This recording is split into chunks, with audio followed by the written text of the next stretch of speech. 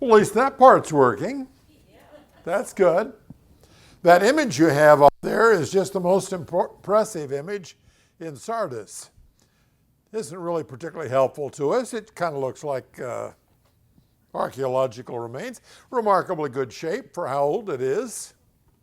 That's the gymnasium, inside the gymnasium. And the next slide shows us the 7 churches. I didn't get that very big last time, so I wanted to give it to you again, a little larger form. And that's the way I have always seen the churches in order. And I've always been told and thought that the Roman road went like that. That's the way to travel. And so you've got Patmos and Ephesus and Smyrna. Next week, Pergamum. The week after that, Thyatira. Then Sardis, Philadelphia, and Laodicea. Well, I say after that. I don't know if I'm preaching beyond next Sunday. But on the next screen, Danny, there's a different arrangement of the roads. And I suspect that's probably a little bit more like the major roads go. And I just saw that this week for the first time. So between Smyrna and Pergamum, there is a lesser road that you can take for the circle to continue. Otherwise, you end up in Sardis and you're backtracking. It's also interesting to me to see that from Ephesus, you could have taken a road to Laodicea, and that would have been quite correct. On this map also, I noticed the Meander River. I've used the word meander all my life, but I didn't know I got it from there. Guess I didn't because I didn't know it. And then the Hermes River, a little bit above Sardis and Smyrna. That's significant because that Hermes River Valley is a very fertile, prosperous place. And one of the things they want to do is export their goods.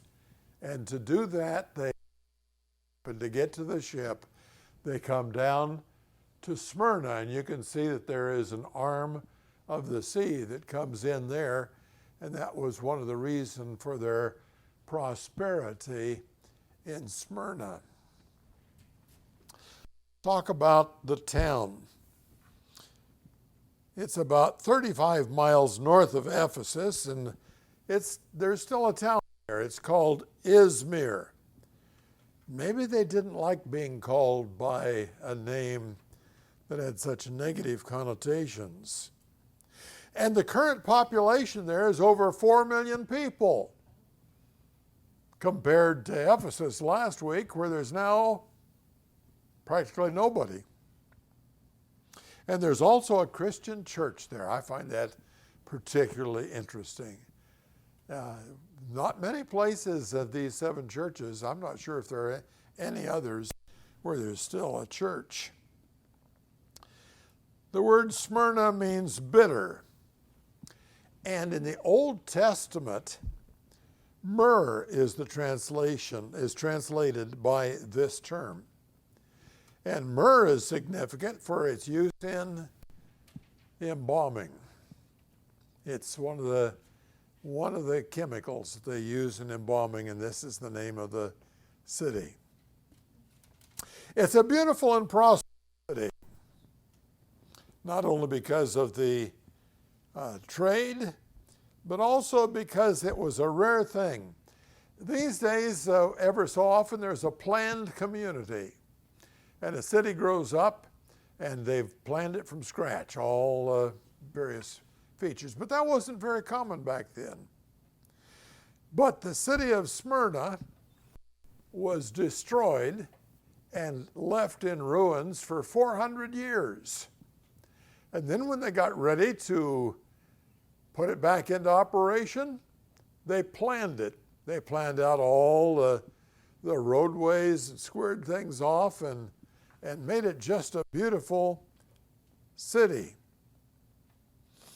It was rebuilt with straight and wide streets and better paving. We like good paving. We're noticing some better paving in Reading, where they're putting some in. Not that it needed it, but. The town built a temple to honor Rome. It competed for the privilege of building that temple, and it beat out Ephesus for the privilege, and they loved to honor Rome. Some thought that Smyrna was the ideal city on earth. That's pretty high praise. Of course, they didn't have internet in those days, so it was hard to know what was in other places in the earth. There's a pagan temple there that shows on the next slide. I didn't bother with the name of the temple. It's not important to me. I presume it's not important to you either. But this is the remains of that pagan temple. And I was particularly interested in the Acropolis at the top left, because we've got another slide where we're going to take a look at that Acropolis. And there's a little bit of remains up there. There were several pagan temples.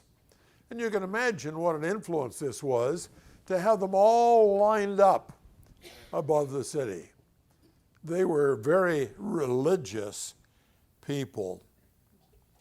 And they were very loyal to Rome. Long before Rome became great, Smyrna had declared their loyalty to Rome.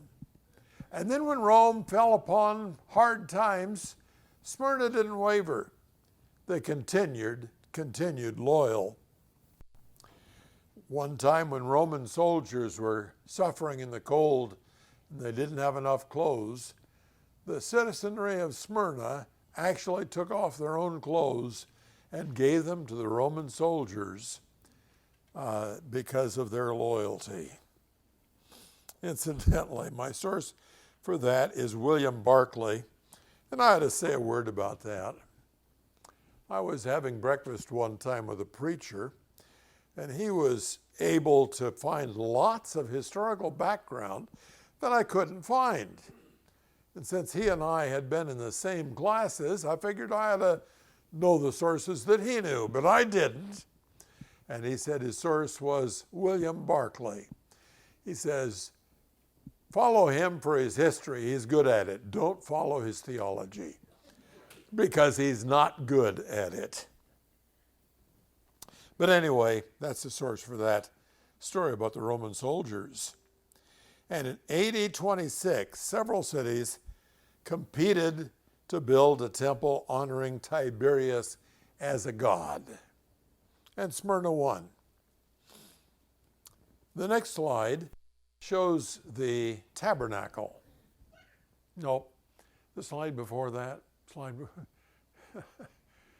Right, no, where is it? Beats me. There it is. That's the ruins of the Jewish tabernacle. And it's shown as an example of the fact that the Jews were very strong and prosperous in Smyrna. They faced persecution, but they were eager to report Christian failure because they didn't like the Christians. Can you imagine why? Where do you suppose the Christians were taking their converts from primarily? The Jewish synagogue. And of course, they didn't much care for that. Many of the Jews in Smyrna were influential, and they gave 10,000 denarii to beautify the city. We have churches that are wealthy in our town. We have a church which is wealthy in our town, and they've given a lot to the city. It's not an unpopular thing to do. That's what the Jewish population was doing in Smyrna. And several times in the history of Smyrna, Christians were executed in mass. They worshiped the Roman emperor. All of their emphasis on Rome led them to want everybody to participate. I will remember I worked for a department store which has since fallen on ill times, But they wanted to be able to say that every employee had donated to a certain fund. And I could not donate to that fund because it was supporting some things that I just, as a Christian, could not go along with. But I had a very interesting session in my direct immediate supervisor's office one day, in which he was urging me to give at least $1 so that they could say they had 100% participation. They didn't fire me, but I didn't give anything. In Smyrna, the idea is you worship the emperor or they didn't fire you, they killed you. You had to burn incense to Caesar once a year. And when you burned the incense, you got a little ticket, you got a little symbol. And you took that symbol and kept it somewhere safe, because if you were caught without possessing a symbol, the penalty was death. Guess what happened to a lot of Christians? They couldn't burn incense to Caesar, and many of them paid with their lives. As a matter of fact, there was a fellow by the name of Polycarp who is well known in church history. It so happens that one of the best known Christians in the early church was probably sitting in the congregation when this letter from John was read. And that would be Polycarp, who later became Smyrna's bishop. And by bishop, we mean not the idea of bishop today, but we need a pastor or elder. And he was martyred about 160 AD. So that was when he was burned alive in Smyrna. The soldiers did not want to have to burn him. He was about my age at that time, in his early 80s. And they urged him, all you have to do is just burn a little bit of incense and get the chip, and we don't have to burn you to death. But Polycarp said, my Lord has been faithful to me my entire life, and I'm not going to deny him and substitute Caesar now. So that was the way he died, in Smyrna. Jesus endured. He himself endured. He's the example for the people in Smyrna. In Revelation 2:8, and to the angel of the church in Smyrna write, the first and the last, who was dead and has come to life, says this. Jesus Christ introduces himself as the first and the last who was dead and has come to life. The first and the last in Isaiah 44:6 is well known. Thus says the Lord, the King of Israel, and his Redeemer, the Lord of hosts, I am the first and I am the last, and there is no God beside me. So clearly Jesus was claiming his deity. And in Isaiah 44, let's see. That's what I just read, isn't it? Okay. Literally, he has become dead. He became dead and is now alive. And it's in this persona that he represents himself to the church at Smyrna. So he has gone through what the Christians in Smyrna are going to go through. And so he's not asking of them anything he has not done himself. He did it in our behalf. And after he was dead, what happened? He came to life again. And he's telling these folks in Smyrna that they're going to have exactly the same experience. They will come to life again. They ought not to fear to die. Jesus knows their hardship, and he knows our hardship when we have hardship. I think that our hardship is on a different level than theirs. Revelation 2:9, I know your tribulation and your poverty, but you are rich, and the blasphemy by those who say they are Jews and are not, but are a synagogue of Satan.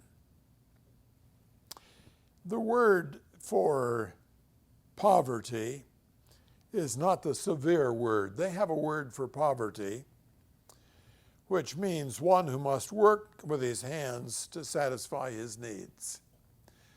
And that's not the word here. They have another word for poverty, which means one who is completely destitute. And that's the word for the poverty of the Christians in Smyrna. They are destitute. And yet they are rich.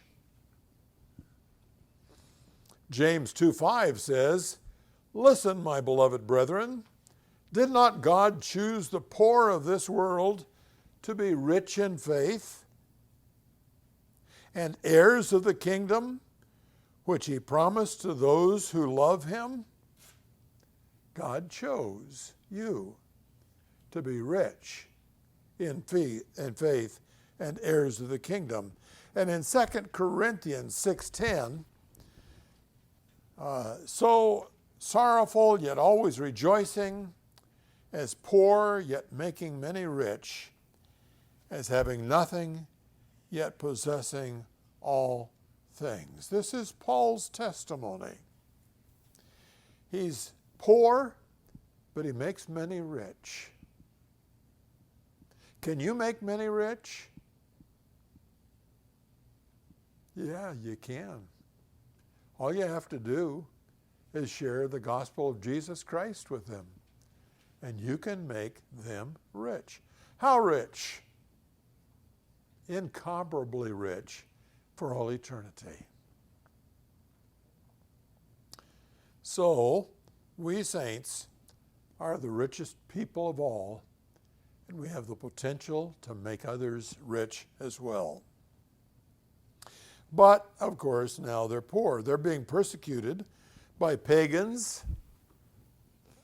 The pagans thought they were atheists because they wouldn't worship Caesar. That made them an atheist. The pagans thought they were licentious. That's kind of laughable because the pagans themselves were licentious, but that would be hypocrisy for the Christians. They proclaimed a life of righteousness. But they had love feasts. And to the pagan mind, having a love feast, that's what they did at the temples, and it was licentious. So the pagans thought they were licentious people. And they had various other accusations of similar kind. The Jews, well, they're biologically children of Abraham, but they're not Jews. They are not the true Israel. They are not of the faith of Abraham. And they are a synagogue of Satan. A synagogue of Satan. What's a synagogue? We think of it as a gathering place, but it's also a gathering people. And the people gather together, and they're gathered together, they would say, in the name of the Lord God of Israel. But Jesus Christ is making a judgment concerning them. What does he have to say? He says they are a synagogue of Satan.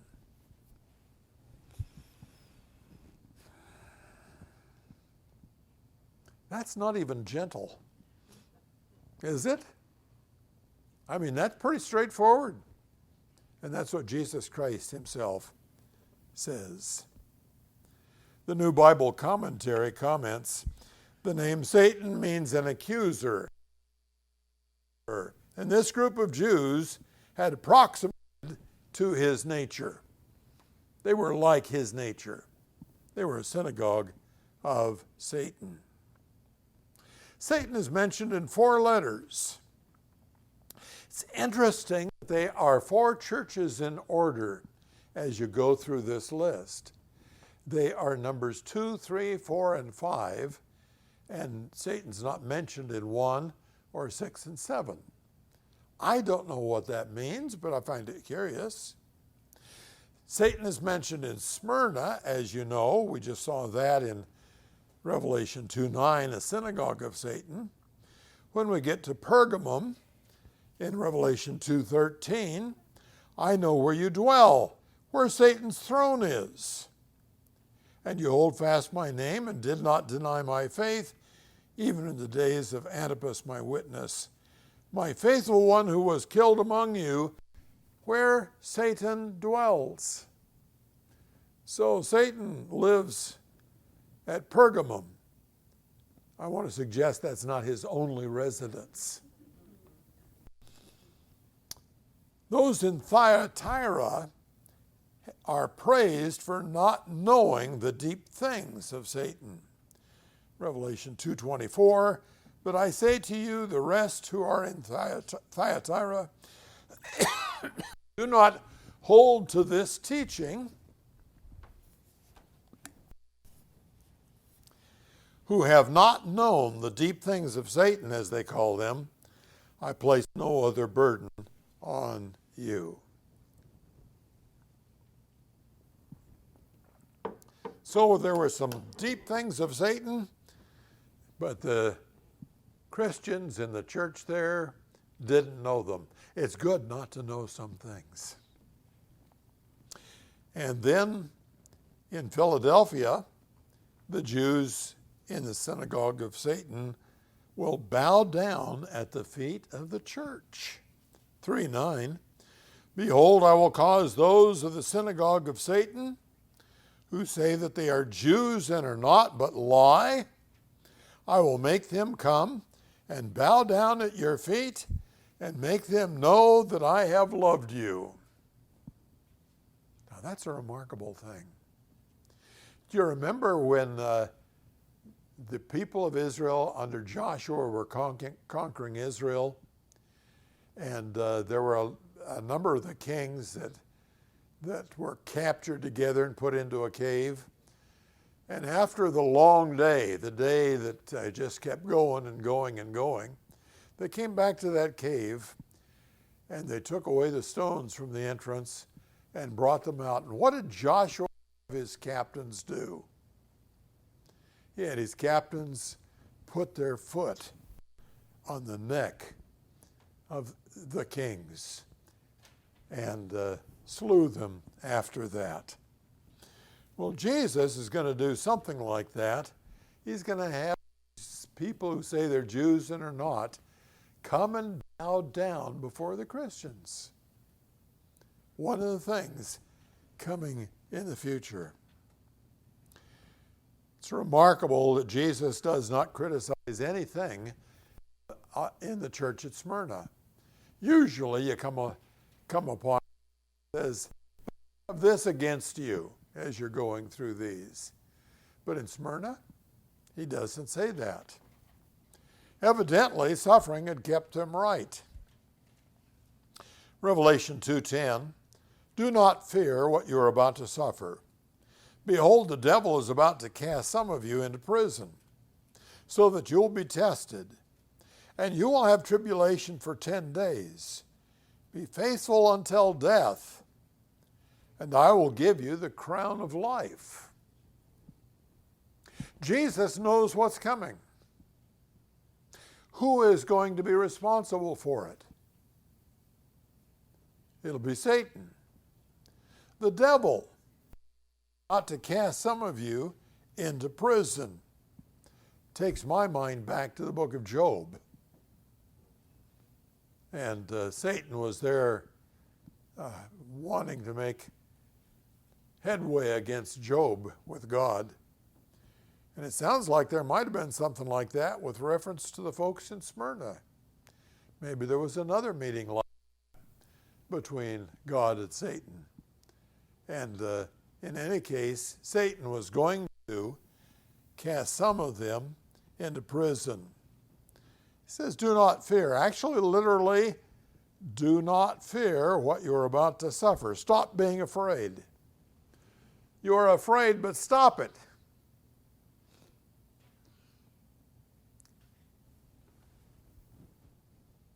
If you were getting this message personally, would you tend to be afraid? And Jesus says to them, stop it. They're already poor and oppressed. And the devil is going to cast some of them into prison. And you can imagine the prayer meeting. What are they going to pray for? If they're like us, what are they going to pray for? Keep me out of it. I don't want to go there. You see, prison was a place they sent you either so that you could get the final sentence or so that they could take you out and kill you. It wasn't a punishment. It wasn't, you're going to stay here for years because you've done wrong. It was a holding tank to the next step. And Satan's going to put some of you into prison. They knew what that was about. But Jesus is not going to stop it. It would not really be an appropriate prayer request, though I'm sure Jesus would not criticize. But you remember Paul was praying. He had a thorn in the flesh, and he wanted to get rid of it. And what did God say to him? My grace is sufficient for you. He asked 3 times, and then he was told to stop. Don't ask anymore, because that's not going to happen. And Jesus' plan for these folks, Christian folks, folks he loved so much he died for them, his plan for them is that they will go to prison and they will be put to death. And he is not going to stop it from happening. What do you think about that? Is that terrible? Well, the good news is they won't have any part in the lake of fire, which is the second death. The good news is they're going to receive the crown of life. Rejoice and be exceeding glad when men persecute you in the Beatitudes. So it's going to take a little bit of attitude adjustment on our part, do you think? Yeah. I don't know what's coming. I'm not a prophet nor the son of a prophet. But as I look at things, things are looking kind of dark on our horizon. I'm not a prophet. I can't tell you what's going to happen. But things look pretty dark. I think that we have thumbed our nose at God. What is that? Well, that was an old symbol of contempt. We don't care what God thinks. We can do it our way. And I don't think that's going to turn out well. And we're here in the midst of it. But if that's the case, stop being afraid. We need the right attitude when suffering is Jesus' will for us. Cast some into prison. I have the quote from the New Bible Commentary, which tells you that the same thing that I already told you, so we can move on from there. 10 days. Going to have severe persecution. It's going to be bad for 10 days. There are a lot of explanations. If you read all the experts, all the people who manage somehow to write a book and have somebody publish it, and they're in print on this subject, and they have a whole range of ideas about those 10 days. One guy says it's the whole church age. It's a large number, 10's a big number, and it just represents the entire church age. Another says there must have been 10 Roman persecutions. Another says it's eras during the first 3 centuries. It was just the first 3 centuries, but there were 10 little eras where things really got bad. Somebody else says each day means a year. So it's 10 years of bad persecution. And they quote Daniel's 70 weeks. Somebody else says it's an indefinite, limited time of persecution. 10 is just a round number for, it doesn't mean any specific time, just an indefinite time. Okay, you already know my favorite Greek word. What is 10 days of persecution? 10 days! See, you don't have to be a graduate of some seminary in order to know that. It's pretty simple. 10 days. But you see here what happens when you start symbolizing things that aren't symbols.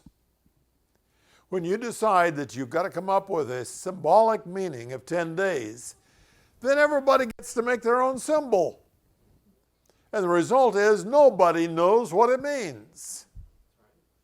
And what's the point of the book of Revelation?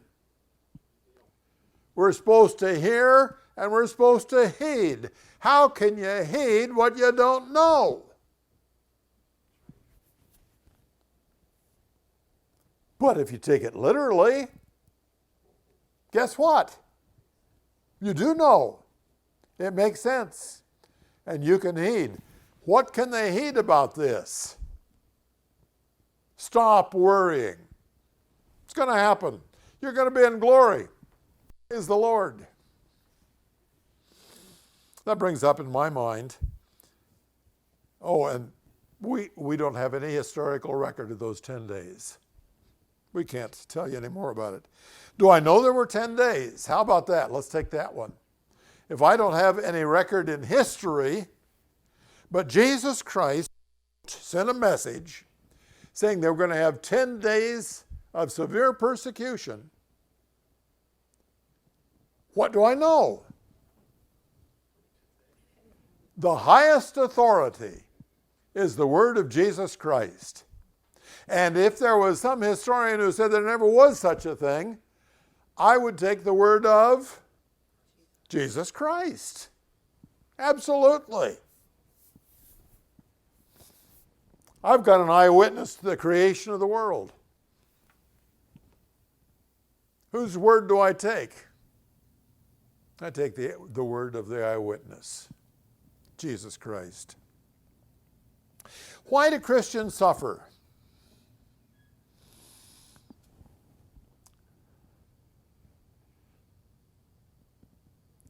It's depit. It's depit. That's why we suffer. Do you see it? We suffer for discipline. We suffer for prevention. We suffer for instruction. And we suffer for testimony. Depit. Okay? Let's look at those. Discipline. 1 Corinthians 11:32. When we are judged, we are disciplined by the Lord so that we will not be condemned with the world. Well, we're judged and we suffer. We're disciplined.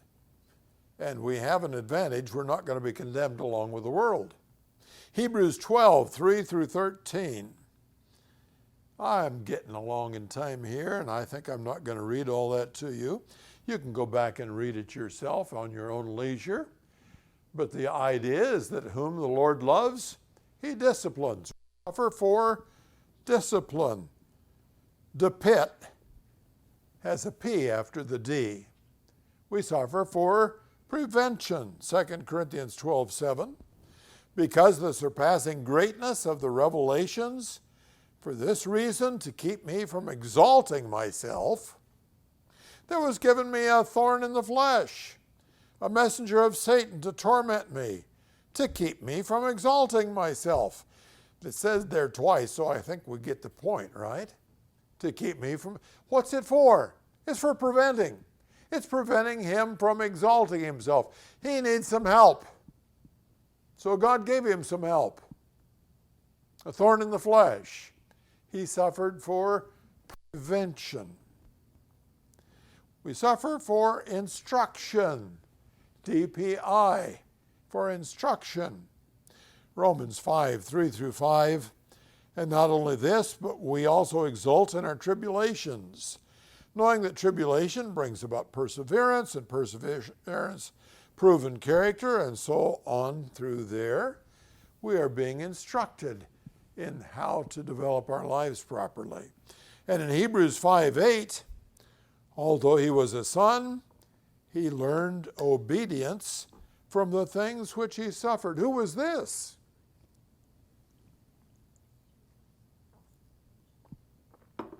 It's Jesus Christ.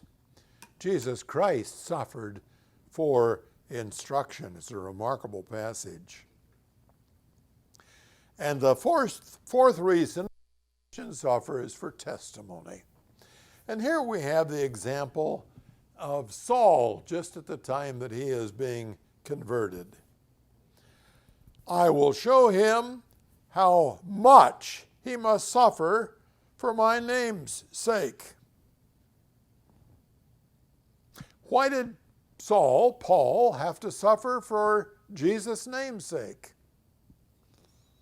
Because he was going to be one of the greatest Christian witnesses of all time. And his Christian witness was going to result in suffering. That's a lesson we'll need. You don't avoid testimony because you want to avoid suffering. It's part of the plan. We're not of the world. You happy with that? Yeah, you are, and so am I. We're happy to not be of the world. The result is we're different. The result is they don't like us. The result is we're going to suffer. And of course, if you play chameleon, you don't suffer as much. What do I mean by play chameleon?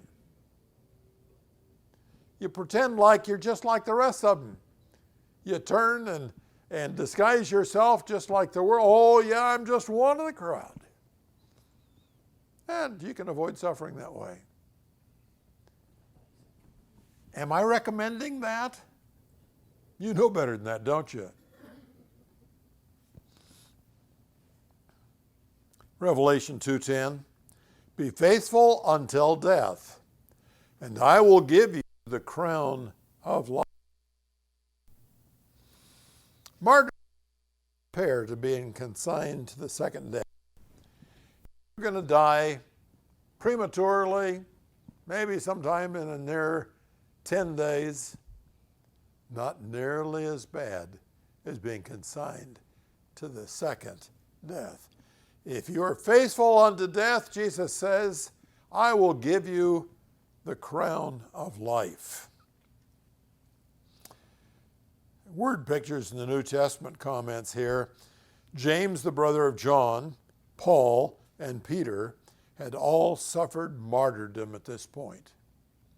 So there were several of the original principal people in the developing church who had already been martyred. And do you think they were all right? I mean, Peter, he was in jail and he figured he was going to be next. And what was he doing? He was rejoicing and praising God. Rejoice, for great is your reward in heaven. we have no reason to fear death. I think about that more as I age. I'm closer to it than I used to be. Yeah. So I think a bit more about it. If ye then be risen with Christ, seek those things which are above. I used to think more about my next city, my next car, my next job. Now I think more about my next home. Seek those things which are above. Be faithful. And literally that's keep on becoming faithful. It's genomai. It's a word for becoming. It's not the static verb, eimi, to be. It is becoming. Keep on becoming faithful. Why do we need to keep on becoming faithful? Because all the time there are new challenges and we make new decisions. And we need to keep on becoming faithful. Have you faced that sort of thing? I mean, I can remember a time when I could have become one of the foremen of a plant for Pillsbury. That plant isn't there anymore. But I chose not to because I was in school to become a pastor. That was more important. But that was a time when I had to keep on becoming faithful. I'd made that decision to be faithful, but there it was again. You have to make the decision. Keep on becoming faithful. That could be a rule of life. As in the Beatitudes, persecution is a reason to rejoice. Revelation 2:9, I know your tribulation and your poverty, but you are rich. Jesus promises the crown of life. James 1:12 says, blessed is a man who perseveres under trial, for once he has been approved, he will receive the crown of life, which the Lord has promised to those who love him. The crown of life in this case is the crown which is life.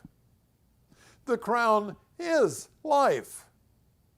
Their whole time on earth is going to be crowned with life. They're going to enter into life. Life eternal. They had a lot of crowns in those days. Politicians wore crowns when they gave orations. Victors at sporting events wore crowns. Army generals wore crowns. The bride and the guests at weddings wore crowns.